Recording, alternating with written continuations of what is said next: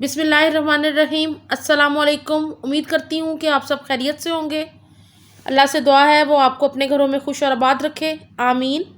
आज मैं आपके साथ तुरई गोश्त की रेसिपी शेयर कर रही हूँ। इसको तोरी भी कहा जाता है। मैं इसको मटन में बना रही हूँ। आप इसको चिकन या बीफ में भी बना सकते हैं या सादा भी बनाएं। रेसिपी को मेरे साथ आखिर तक देखने के लिए मेरे साथ ही रहिएगा। यहाँ पे मैं गोश्त को गलाने के लिए कुकर का इस्तेमाल कर रही हूँ। 1/2 kg मटन शामिल कर दिया मैंने इसके अंदर। साथ ही मैं इसके अंदर कटे हुए 2 मीडियम साइज़ के प्याज शामिल करूँगी। अब मैं इसके अंदर शामिल करूँगी पानी, तकरीबन 1.25 गिलास पानी का शामिल करूँगी क्योंकि गोश्त को गलाना है हमने। 10 से 15 लहसुन की कलियाँ शामिल कर दी हैं मैंने।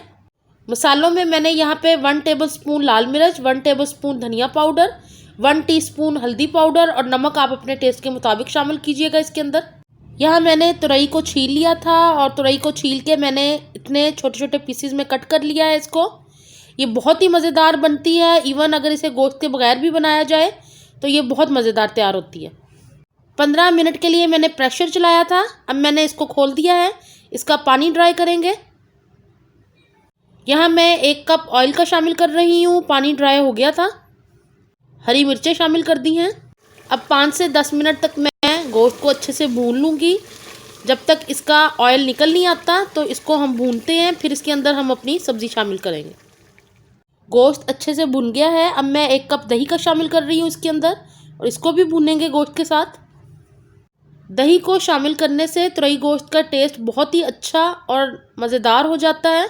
तो आप इसको ऐड करके ज़रूर देखिएगा और मुझे बताइएगा कि आपकी सब्ज़ी कैसी बनी।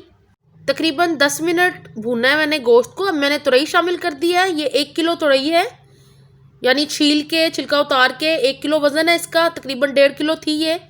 और अब मैं इसको भूनूंगी 10 मिनट तक गोश्त के साथ, ताकि अच्छे से मसाले इसके अंदर मिक्स हो जाएं। अब इसको ढक के 15 मिनट के लिए हल्की आंच पे पकाएंगे ताकि अच्छी सी तुरई गल जाए। यहाँ पे तुरई गल गई है अच्छी सी। इसका अपना ही पानी इतना होता है, मैंने एक्स्ट्रा पानी बिल्कुल शामिल नहीं किया। ये अपने ही पानी में गल जाती है। यहाँ पे अच्छा सा तुरई गोश्त भुन गया है। मैंने इसके ऊपर हरा धनिया और 1/2 टीस्पून गरम मसाला पाउडर शामिल किया है। अब इसको सर्व कर लेते हैं। आप इसको रोटी के साथ, चावलों के साथ एंजॉय करें। मज़ेदार सा तुरई गोश्त हमारा बिल्कुल तैयार है। मैंने थोड़ी सी गार्निश कर दी है हरे धनिए के साथ। मुझे उम्मीद है कि आपको मेरी रेसिपीज़ आसान लग रही होंगी और आप इनको घर में ट्राई कर रहे होंगे। मुझे कमेंट बॉक्स में बताते रहा करें। मेरी वीडियोस को लाइक और शेयर भी किया करें और बेल के आइकॉन को भी ज़रूर प्रेस किया करें ताकि आपको मेरी वीडियोस मिल सकें। चैनल को सब्सक्राइब करना बिल्कुल ना भूला करें। अपना बहुत ख्याल रखें, दुआओं में याद रखें। अल्लाह हाफिज़।